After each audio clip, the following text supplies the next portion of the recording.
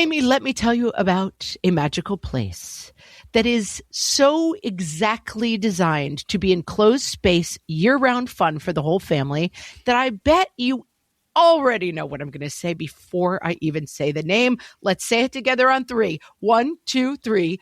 Great Wolf Lodge. You got it, Amy. My kids loved Great Wolf Lodge when we went. You probably already know that it has a huge indoor water park with a wave pool, lazy river, a bunch of massive water slides. But then your pack can hit the other attractions because wait, there's more. Great Wolf Lodge has adventure-packed attractions like Magi Quest, a live-action game kids can play throughout the lodge, plus the Northern Lights Arcade. Spent some quality time there, so your kid who loves the lazy river and your kid who loves fantasy games will both have a great time. Great Wolf Lodge also offers great dining options and complimentary daily events like nightly dance parties, all under one roof. Unpack the car once and you're settled in to have fun. And with 22 lodges across the country, you're always a short drive away from adventure.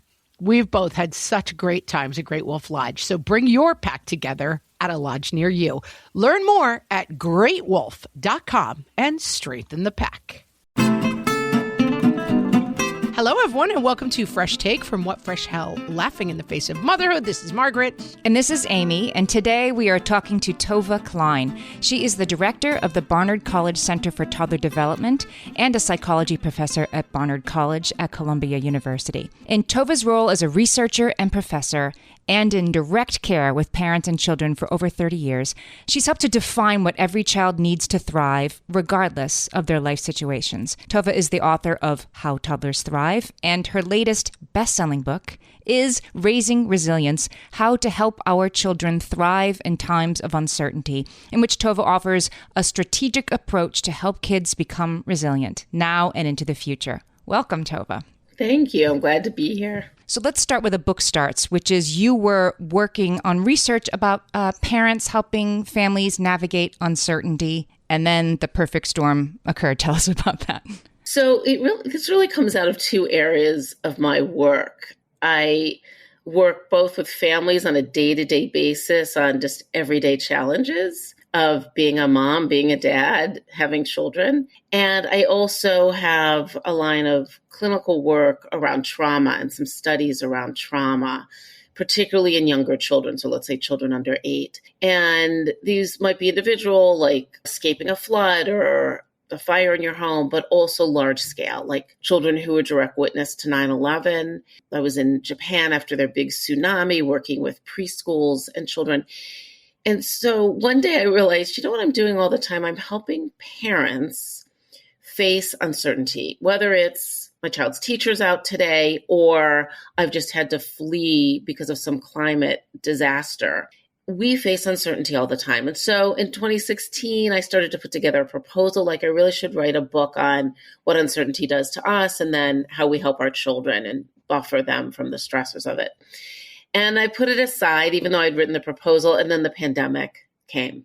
And I remember thinking in those early weeks of the shutdown, one, what am I going to do to help families and children? And equally, well, I was going to write this book on uncertainty, and this seems really uncertain. I remember it well, all that doom scrolling. So I thought, well, I guess it's time now to write this book on uncertainty. And that's where this really comes out of, this idea that we're always facing uncertainty that we know, little, medium, or big. And children will always have things happen in their life that they're unsure of, that are adversities. And how do we prepare them and build this relationship with them so that whatever life gives them, which is unpredictable, they can face it and handle it knowing they're not alone. Now, we like to start often on the podcast by sort of defining the issue. And I wonder about this idea of facing uncertainty. Is there a spectrum where like some uncertainty really doesn't matter and then raising children in a war zone is the other? Is there a line where it starts to matter on that spectrum? Or is it just we all face this to varying degrees? Yeah, I think it's a little of each. We all face this to varying degrees. And what we face every day, most of us and most people listening, is some uncertainty. And then in life, you may end up with much, much bigger uncertainty we don't want to. I mean, nobody wants another 9/11. Nobody wants to face war firsthand or war at all. But what we can do is use our every single day uncertainties, like there was a change in the schedule for a young child, or your high schooler gets to school and finds out that what's on the exam that they had prepared for is not what they thought. Right? These are everyday uncertainties. My friend won't play. I'm ghosted by another one. And it's in those uncertainties that we're helping build our relationship with our children, because uncertainty, small or big, rattles us. As humans, we do best when we know what's going on. There's certainty. I discuss it in my book. It's called homeostasis, right? It's a biological state of, like, I call it all is good. We're good. So what happens when you get pushed out of it? We call it stress. And so it's dealing with these everyday small stressors that sometimes are bigger, that is helping prepare a child to face the world. And we don't know what they're going to face, but I don't want parents to be worrying so much about it. I want them to know we can actually build this relationship that is their buffer and becomes their bedrock over time, even as they move out in the world. Let's talk about resilience and how you define it too, because I tend to think of resilience as the booby prize for hard knocks, right? You get back up and at least you have resilience, but you connect resilience to uncertainty, which is a little bit different. So how do you define resilience? Yeah, so I've spent really my life working with parents and children and helping, you could think about fortify them, because humans have more resilience than we think. And often people think of it, as you were saying, Amy, as this one-time thing, like something bad happened, you got through it, as if that's magic, which it's not. It's a long process. And then you're okay, or you're better, or you understand it. But in fact, that's when we see it. But resilience is being built every single day. So it's really much more of a dynamic between the parent and child that then is going to reside in the child, is an ability to handle life. So when I think of resilience, what I think of is the ability to adjust, to adapt, and to be flexible. If you think about our brains, I always say this is about the brain and the heart and the soul of the child, but it's in our brain that we feel stress, that we manage stress. And what adversity does is it pushes for, are you able to do this, handle this big thing? And then you can come out stronger, but you can't come out stronger if you don't have a base and if you are completely on your own. Children aren't on their own. They're with a parent who's helping them build this ability to adjust, to adapt, to face the disappointments, to be upset. All of those emotion pieces are what goes into helping people be resilient when the bad thing comes. And we do just what you're saying, is we see resilience. We say, oh, that's resilience. And it doesn't mean going from terrible to good in a moment. We talk about bouncing back. I use that term too, but it's not an instant. It's a process. I think there's a flip side of the spectrum I was talking about how much the audience knows I have sometimes cast a bit of a gimlet eye on the concept of grit and resilience, which I think was kind of very in vogue a couple of years ago, that many children are very damaged by trauma. That sometimes it feels like, are we having a conversation about trauma that almost glamorizes trauma as like, oh, well, our kids are so soft that they need more trauma. But many people I know personally have really been very damaged by trauma. Where are we on that spectrum in that conversation, if that question makes sense to you? No, it makes a lot of sense. I'm going to take it in two pieces. One is that when my editors said, we want you to reframe your book a bit, same content. We want it to be all about resilience. And I was like, oh, that is a buzzword. I won't even touch that. I'm not a buzzword person. I'm, at heart, a serious researcher, academic, and applied clinician, so to speak. And they were like, but everything you talk about and write about, I said, oh, it's about raising a decent human being. That's how I see my work, this book, How Toddlers Thrive, my first one. How do you raise a decent human being? And that's at the heart of this book. And they said, yeah, but it's all about resilience. So I had to really think it through and say, they're right. Because part of being a decent human is kindness and compassion for others, and being confident that I can handle myself and that I'm not alone. That's what we want for our children, right? the sort of the me pieces and the caring about other pieces. So when I reframed this and I really thought about, okay, what does it mean to raise a decent human being? It really is about helping them handle the tough things in life, because everyone knows how to be happy. I say this to parents all the time when I work one-on-one with parents. I'm like, they know how to be happy. That's not why you're here.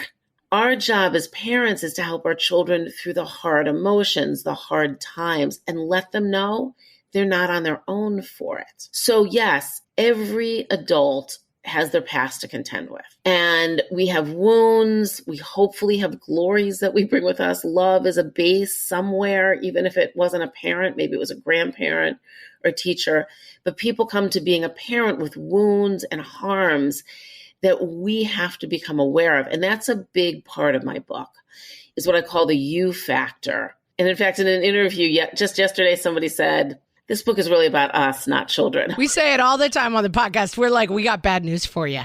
This is about your behavior. There's no magic box that your kid is going to find in the woods full of self-esteem. This is about turning the mirror on yourself. Exactly. It's funny. I say the same thing. I'm like, I got bad news for you. It's exactly the same. It is hard. And in fact, it's the good news, because we can work on ourselves. And what we have to do is look into ourselves and shed the shame, which we all bring with us. I think particularly women, but men do too. And we have to allow ourselves to be vulnerable. Being a parent makes you very vulnerable. Oh, whoa. Why am I upset about that? Why do I care if she does this thing or he says this thing? And so when you ask about trauma, that's another term that just gets thrown about, as you know. It's just like, everything's traumatic. And I have to say, when I was training in clinical psychology at Duke in the 1990s, I'm not even sure we used the word trauma so much, but I was working with adults who had abuse in their childhood that they were carrying forward.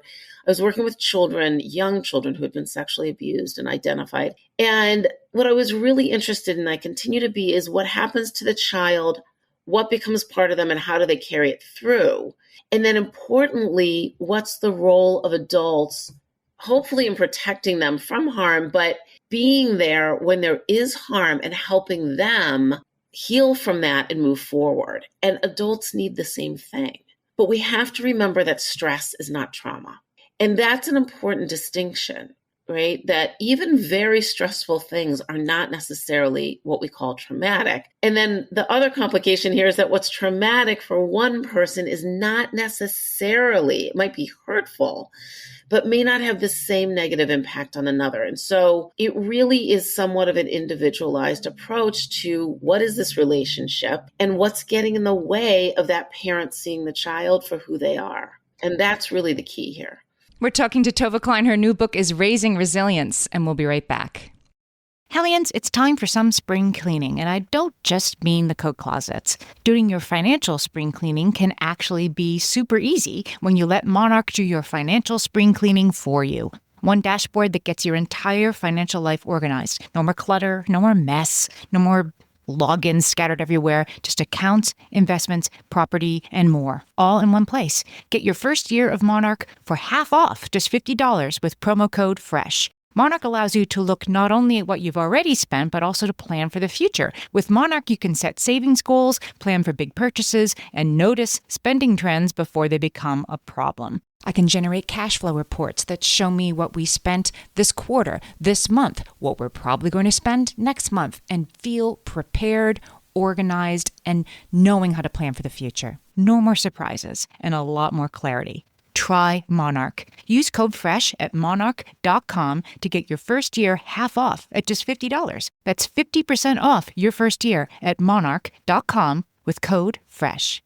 My favorite skincare products actually feel more like self-care, like they're so nice to put on and they smell so good that I'm actually happy when I get to that part of my day.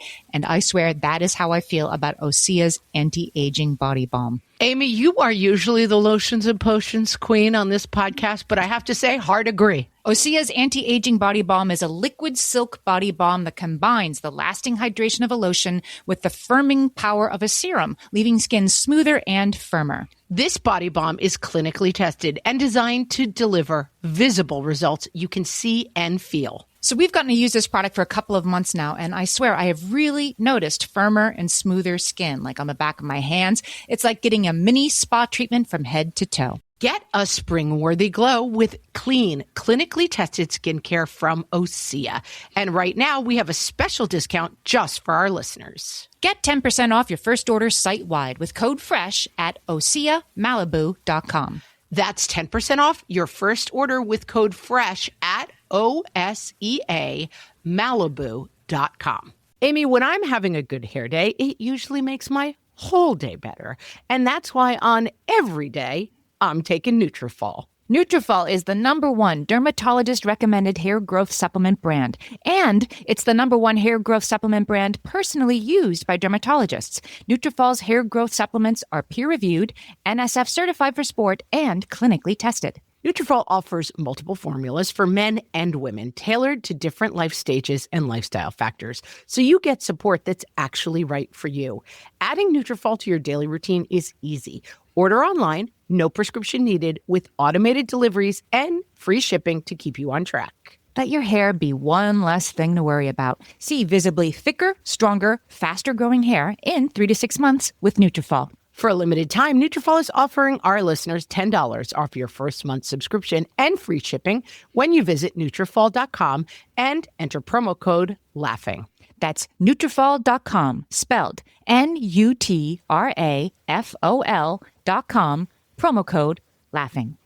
So, Tovah, you explain that parents, we can start this work with our kids and should start this work with our kids before the tsunami comes. This is something we're doing on an ongoing basis, and that we should be what you call anchors and containers for our kids in order to help them develop resilience. Walk us through what those two things mean. Yeah. So this is really important, and it's what parents are already doing every day. This is not like add something to your marketplace. This is what you're doing, but it's unpacking it. One is being an anchor for a child, which means you're their security. You're their secure base. You're the one who's saying to them in some way, you're okay, I'm here for you. Or that was a really rough spot we just went through. I still love you, even though we can't go outside before bedtime. So the anchor is this stability in this sense of I'm here for you unconditionally, which can be hard at times for any of us. But that's the anchoring. And children need that. We think of it with young children. We tend to forget children need this through their whole lives. And teens, when they're pushing us away, still need us to say, I'm here for you and you're going to be okay. We're nodding. We're parents of teens. We're very much nodding. Yes. You're testing it. Oh, there you go. They're tugging on that rope to make sure it's still there. They're tugging, right? They're pushing you away, and they want to know that you're not going to actually go away. And then the container sits right alongside this. You can think of that wobbly boat. There's the anchor keeping it steady. The container is literally, if you think about, there's the child or teen and the parent. It's this space between the two of you that says, I can handle your emotions. I can hear your emotions. I don't have to like them, but I'm going to accept them and I'm going to accept you and I'm going to help you learn to handle those emotions and have them and not be judged for them. And so it's literally a containing space, because when children are all out upset, teenagers are screaming the most vile things that you never imagine would come out of your child's mouth. They actually need to know that they're safe and there's someone who's going to either put up a limit or say, I get it, how upset you are. You can't throw things, but is there as that container. And that's a real safety feature. Children, again, need this through their life. My mother, who was a therapist, and we talk about this all the time, would call those boundary-seeking behaviors. And I think of that so often now with teenagers, like, oh, they're looking for containment. And I think that it's very tempting when our kids push against us to kind of let the walls down and say, okay, you're grown now, you do what you want, or the conflict seems to be being the container, but they're actually looking for those walls, which is I think it's hard for us to understand. Some things about parenting, I'm like, oh, I kind of get it. It comes naturally to me. But I find those boundary seeking behaviors, even from younger kids, can be very challenging to feel like, oh, they're looking for a wall. They're not looking for a door. Yeah, the safety is in the guardrails. I have this example in my book from a woman who became a friend of mine. But when I first met her, she was talking about how she had grown up in one of the Eastern Bloc countries under communist government. And she said, when I was growing up, we learned that the way you were taught something was you gave a child like a tricycle.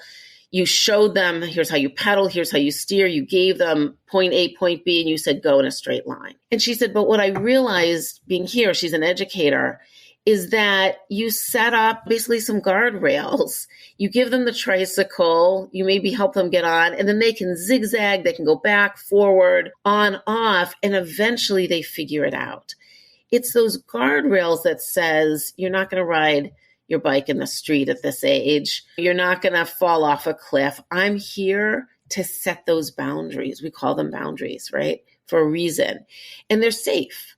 And children feel better and teens feel better. This is, I think, confusing when they know that actually the parent is in charge, not harsh, not rigid, not mean, but says, yeah, you want to do it? It's not happening. The other hard part about this, though, Tovah, is those guardrails. We're in charge of setting them. And sometimes we set them too tight out of a desire to protect them from something bad happening. Or as you say in the book, because this triggers something in us. If I almost got hit by a car while I was riding a tricycle, maybe I don't let my 7-year-old ride his bike in our driveway where she's pretty safe, right? That you start to, the guardrails can get put in the wrong places sometimes. So how do you walk parents through setting guardrails that will give their kids the appropriate amount of resilience training? I think of that as really as knowing thyself. I say it, here's a tip for parents, know thyself, which at times can be hard to do. But one is to be forgiving. We all set up these rigid rules at some point based on something in us or in the context of our lives, maybe a lot of stress or tension at home or something, is to give yourself grace because you can back up. Right? So parents are always saying to me, oh, but I already set this limit and now I'm realizing it's wrong, but I don't want to give up authority. As if saying to a child, I rethought this and actually it's fine for you to do that, which actually says to your child, my parent is human. I am too. We're their role models.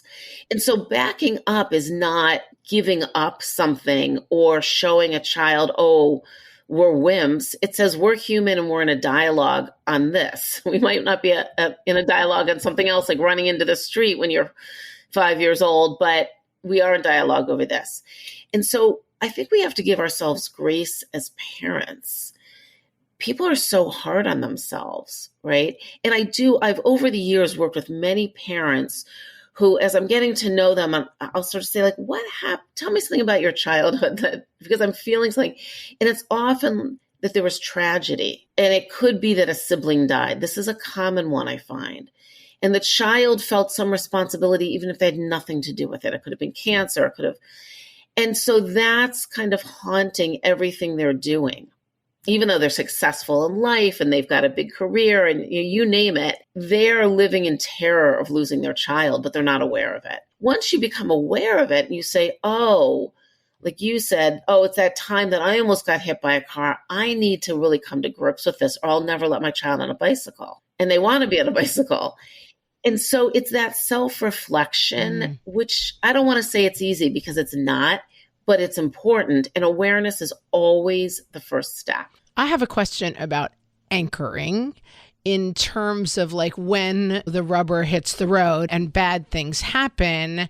We had a situation in our town and our family where children at my children's school were killed, and it was extremely tragic and awful. And I was so shaken by it myself that I felt like, how can I guide anybody through this? I am so out of answers for myself about how something like this could happen. And so what do we do when we're being looked to as the anchor and we feel like, whoa, I am super adrift and I've got nothing. Like, please don't pull on me because I'm drowning. Such a poignant question and unfortunately very applicable to many, many people today and tomorrow. And which is, how do you both take care of yourself and be there for your child? So one is, we know this, but I feel like need to say it, is nobody can be a parent alone. And if you're a single parent, then you have to ask, who else is in my community? And even if you're a coupled parent, you have a partner, you still need to say, who else is in my community? Can somebody bring dinner over tonight so I can get a hold of myself? And I think we're not always good about asking for help. We're often better about giving others help. That's almost an easy one for some people, myself included. Like, here, I'll take a meal over. I'll take your child for the afternoon, right? But we have to ask for help for ourselves as well. Give me an hour or whatever it is. But the other piece is this shift, because often in the moment, you don't have that luxury. And it really does have to be a shift of saying, I've got to get a grip, right? And I'm not a grit person, just like you brought up earlier. But there are times that as parents, we have to say, I've got to get a hold of myself. That might mean taking a break. That might mean saying to your child, your children, depending on their ages, I'm upset too, and I'm going to take a few minutes. I'm going to be okay. What children need to know is we're going to be okay. It's very scary to them when we're upset, when we're sick, even if it's, the flu, and we're not going to succumb to it. But being their anchor means they turn to us for steadiness all the time. And sometimes our partners do too, by the way. They're like, you can't be down, but we do have a right to be down and to respect ourselves that way. But I think in the face of our children, we have to say, so how do I get a grip in this moment? And I can give you some great examples. 9/11, in the interviews we did, parents of very young children who were fleeing from ground zero, right? The buildings were falling in front of them. They've got to get out of their apartment or pick their children up at daycare and school. And as soon as they get to what they consider safety, maybe it was just 10 blocks away, somebody says, we've got to get lunch for the children. Or is there an outdoor place that they can play safely right now? And the switch comes for most people very quickly. And for the people it doesn't, because people had fled, they sort of met up with other people or got to a relative's apartment or something. Somebody took over. And we heard that over and over. And I heard that in the tsunami in Japan, which people were devastated. Lots of people died. But there was this coming together at the schools saying, we'll take the children. So I think it's intuitive in some ways for us to say, oh my gosh, I've got to get a hold of myself. But we also have to say, maybe after you get the children in bed or where they need to be, then we really turn to ourselves and shed the tears and shake and do all those other things, maybe connect to a friend or a partner, because children need us too. We're not alone anymore. It's not just about us like it was one day in the past. Right. And it's not necessarily, as I think my parents' generation would have been more oriented to, pretend everything's fine. Like, never acknowledge that you have human emotions and be this kind of brave face as the number one priority. Yeah. And showing children real emotion is also important. We don't have to overwhelm them with it, but saying to them after something horrific happens in your community, something really unfortunate, or a death in your own family, I am upset or I am sad, whatever the feelings are, I'm going to still take care of you. Right. That hits. That really hits. We're going to still get dinner tonight. I'm going to still say goodnight to you when you go to sleep. And then sometimes we have to force ourselves to do it. It may not feel natural at the time. And then you get this break once everybody's in bed, or once, you're in a safe place after that community fire or whatever it is. And children learn from us. Oh, they're human too. They get upset. We're talking to Tovah Klein. Her new book is Raising Resilience, and we'll be right back. All my kids learned to swim when they were little. It was super important to me that they be confident and safe in the water. There was only one problem with that: taking them to swim lessons. I mean, the pools were freezing. There were always cranky adults doing laps right there. And it was definitely not, for any of us, what you would call fun. Amy, heard. But now there's Goldfish Swim School. Goldfish takes a really thoughtful approach to swim lessons, combining research-based teaching with a warm, kid-friendly environment that actually helps kids thrive in the water. Every detail at Goldfish is thoughtfully designed to create a golden experience, from shiver-free, warm indoor pools to comfy waiting areas for parents to professionally trained lifeguards on deck. Goldfish uses an approach called the science of swim play, which combines guided play with proven teaching techniques to help kids learn to swim, build water safety skills, and gain confidence all at their own pace. Lessons are designed to meet kids exactly where they're at. If you've been thinking about swim lessons or just wondering where to start, this is a great opportunity. Right now, Goldfish Swim School is offering a waived membership plus your child's first lesson free at participating locations. Just visit goldfishswimschool.com/free to find a location near you and enroll using promo code FREE. That's goldfishswimschool.com/free, promo code FREE. You know that thing where you get an amazing pair of shoes at a really great price and want to tell everyone about it? Yeah, so do we. Here at Designer Shoe Warehouse, we'll give you something to brag about, like the latest styles from brands you love, or the trends everyone's obsessing over, or shoes that make you feel like, well, you. So go ahead, show off a little. Find shoes that get you at prices that get your budget. Head to your DSW store or DSW.com today. DSW, let us surprise you. So Tovah, in this book, you have 5 pillars of resilience that the kids need to learn. 5 skills a child, a person needs to learn in order to have resilience. And then secondary to that, what we can do as parents to help support that skill. Can you walk us through the skills and how we can support them? So I think of these as this is a relationship between a parent and a child of whatever age. And in that relationship, this is what we're doing. And so it's not like a stage wise or anything like that, but it's how do you love your child? How do you attune to them, figure out what they need? And the first is, we talked about with anchoring and containing, helps a child learn to trust. What they trust is that you're their safety net. You're the person who's going to be there for them even when times are really bad. And then that becomes a trust in themselves. I'm going to be okay, which eventually becomes a trust in others. Like, I want to be with other people. And then going along with that is what we're doing every single day as a parent is helping children learn to handle their emotions. I call it the balance principle. So that's depending on the age of the child, helping them identify emotions. You know, you might say to your child, you're so mad right now. I get it. Do you want to stomp your feet? And then you take that over time. As children get older, you handle that differently, but we still are helping teenagers, young adults handle those emotions. Can you talk a little bit about the term co-regulation that you use in the book? Because I think that's very helpful. So co-regulation is actually a psychology term.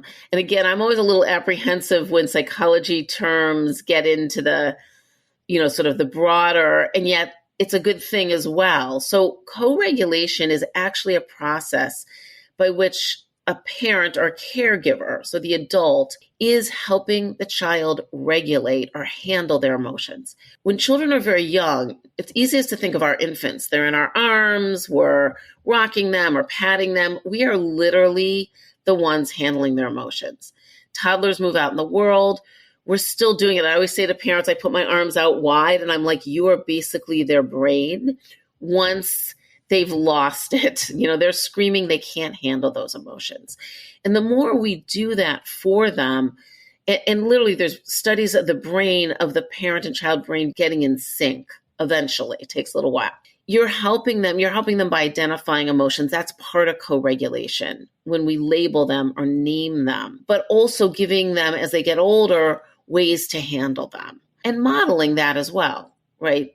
When we come home and we're frustrated over something, hopefully we don't walk in and kick everything over, but say something like, this was so maddening what happened today at work. Or when I tried to return this item at the store. Like, we're modeling that and we're helping children get that.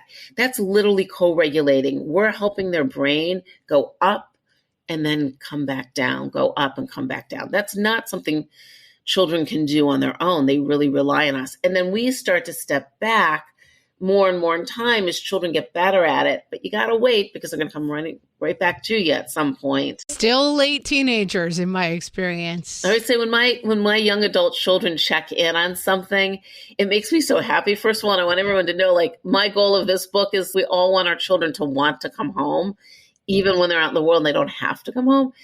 But it's usually something they're either confused about or mildly upset about, and they just want to check in. That's part of the co-regulation, right? Of I'm going to be here for you. And that then becomes what I call the freedom trail. So developing agency, I want to be out in the world. 2-year-olds want to be there. 12-year-olds want to be there. 20-year-olds, right? They're moving out in the world. And that's where we start to really put up guardrails. Yes, it's okay to jump outside, but we're actually not jumping from the counter in the kitchen. Is your first guardrail. So some limits, but children feel such a sense of empowerment when they have the ability to make some decisions, the ability to decide for themselves in small ways that get bigger over time. That's agency. We talk a lot about that has to start at a very young age, right? And look for the opportunities, maybe at the town pool, they can go buy their own snacks. You're right there in case they get the wrong change or they, in my case, buy popsicles for their 9 friends or whatever. But looking for all those opportunities for freedom and independence from a young age. From a very young age, and choosing their own clothes, not because you've given them 15 choices, but because you've put 2 outfits out, or you've said, oh, pick the blue shirt or the red shirt, right? There's a real strength in saying, I've decided. And my parent respects my ideas as well. And then obviously over time, they can have more independence. They, depending on where you live, can go to the corner store as their next step. They can ride their bikes in the neighborhood. So that's getting more and more out in the world. And that feels very good. And then related to all of that is connecting to others, right? So the power of our connection to our children is that they literally take that to heart. And I mean that they the term we use is internalization in psychology. They internalize this connection is a good thing. And I want this with others. So they learn to trust and be connected to other adults. That could be teachers, relatives, neighbors, but importantly also to children, peers. And that's a kind of wild world. You have to learn to navigate the peer world. So they take the sort of the model of their relationship with us into relating to new people and with an excitement. And those skills are really key. And if you have a child with challenges because they're neurodiverse or they were delayed in some way, then, you give them more support in learning to connect to others. Because what we want is genuine and authentic relationships. And sometimes children need support in getting there. I was going to ask about that because as a parent of a neurodiverse child, sometimes these checklists, I'm like, we're missing 3 of those. Regulation is harder. Connection is harder. And I think it's all the same with more scaffolding. Is that sometimes I hear these lists and I'm like, oh, we can't do those things. Maybe this isn't for us. But is it just that you need more scaffolding to get there? Yeah, it's a good way to put it. So in writing this book and in all the work I do, I don't see anything that I do as a checklist. It really is much more about what are we getting from this relation? What are our children getting from their relationship with us that becomes part of them, that moves them out in the world or helps them move out in the world, come back to us, move out in the world more. It's what we're doing all the time. And yes, within any of these, some children are going to need more support at some time than maybe they needed it another time. Some children are going to need more support throughout their lives, right? So some children need more help handling their emotions, from a little more help to a lot more help, to I need specialists to come in and really help me figure out how to do that. But it's still the same process. Right. And the fundamental of connection can even be stronger sometimes with a child who has different kind of needs. And so it feels like the fundamentals of what you're talking about still, those I can see very clearly. Yeah. These are human fundamentals. If you think of how do we build a human who could be good in the world for themselves and for others, this is what I see as the core principles. And if you look at the developmental science or the neuroscience, this is where sort of the pieces that they're saying, yeah, this is the core. And when we don't have these pieces in place for a child, then we have to think about, okay, how do we course correct, or what kind of interventions are needed? It's never hopeless, right? I mean, you can go through horrific things in life and still, as an adult, find the support, hopefully, or the community, and then the course corrections to come up with a narrative for yourself of, yes, this happened to me, or yes, this was part of my very challenging development because of who I am. And that makes me who I am today. And that's not just Pollyanna-ish. That's real. That can be real. We haven't really talked about the fifth pillar, which is, I think it's the whole Megillah, that kids have to love themselves, right? You have to love yourself. And in order for kids to love themselves, we have to love them unconditionally, even though they're not that good at this piece or that piece of it yet, that we love them as they already are. Yeah. It's really seeing children for who they are.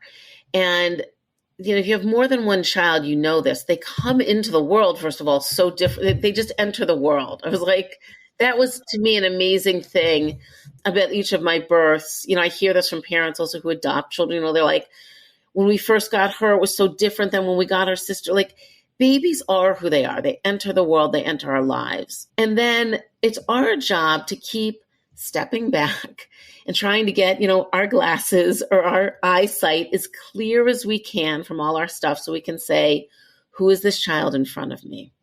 And sometimes that's easier to do than others. And when it's challenging for us, that's when we're really pushed to say, who am I? What am I bringing to this? Because the way to help a child accept themselves and get on a path to being whoever they're going to be, which is not always up to us. A lot of it we can nurture, but a lot of it they bring, is to say, I want to love you for who you are, and I'm going to try as hard as I can to understand what you're asking, what you're telling, what you're showing. We get that by listening and looking. I think we don't listen enough as parents. As a society, probably, we don't listen to children as much as we need to. But if we can really listen to them and keep saying, okay, I'm going to try to understand you, and we're going to apologize when we don't, because we're going to all make mistakes. You go back and apologize. They, in time, come to feel, oh, my mommy, my daddy gets me. I'm okay. And it's that core of I'm okay that allows them to love themselves and accept themselves and all their challenges. And I think also your idea of that can be reset as well. Like, I've definitely gotten into corners with my kids where I feel like we are not liking each other right now. This person is driving me crazy and I am not parenting them well. But I like the idea that there's a path back to these pillars, that you can get into really bad spots with kids who, this is another thing I did not expect about parenting. I was very much like, I can't wait to get this lump of clay to mold the way I want it. And then I actually got human beings who were quite annoying and difficult in their own ways. And I think sometimes it can feel like we've lost the script, the two of us. We are just on our own islands and we don't understand how to get back to something. Yeah, I call it the dance, because who leads the dance? I mean, yes, in many ways, the parent has to lead it, but often the child's going to lead it. And then sometimes there's going to be no synchrony in that dance. And that's what you're talking about, right? And children are very forgiving if there's love as a base and if there's some trust, even if the trust has been broken at the moment. If the core in that anchoring that we talked about earlier is there, then you can reconnect. Children are forgiving, and it's a relationship. I love about all of this, like the good news and the bad news are the same news. You have to look at yourself first, but then we also learn resilience. I'm listening to all this, like, right, if I do all this work, then I get to be a happier person and like myself more. So at least there's something in it for us, which is a happier us. Absolutely. I think children can make us into such better people if we're willing to let that happen and cringe when we realize, oh, this is about me. I mean, sometimes it's embarrassing to ourselves. And you say, okay, I need to shed this shame and blaming myself and being hard on myself and laugh, have some humor about it. Like, wow, I really did mess that one up with my kid. I've heard one of my children say when his teen and now as a young adult, years, like overheard him say something, yeah, my mom and I, we get into it, like we battle, but you know what? Then we make up and all is good again because we're so similar, the two of us. And I had to learn over the years to really go back and say, I'm sorry, I should not have blown up like that and not blame him because I have to own my own behavior. And when we do that as adults, it says to children, it's far from perfect. You're far from perfect and the world is far from perfect, but I'm going to help you do really well in it because I'm going to help you course correct. I'm going to be the one to apologize. That's the hard thing for us as parents often. we have to be the ones to go back and say, I messed up. We've been talking to Tovah Klein. Her new book is Raising Resilience: How to Help Our Children Thrive in Times of Uncertainty. It was an instant bestseller. I think it's pretty clear why. We're going to put the link in the show notes so everybody can get this book for themselves. Tovah, tell our listeners where else they can find you and your work. Yeah, so I have a website, tovahklein.com. And I'm on Instagram at Tovah Klein. I have a Facebook page, How Toddlers Thrive, that has more than just toddlers on it, but I've kept the name as well. And I'm on LinkedIn. We will link to all of those places so you can find all of Tovah's work, and her book is on sale wherever you find books. And Tovah, thank you so much. This was a great conversation. I agree. Thank you so much for having me. Thanks, Tovah.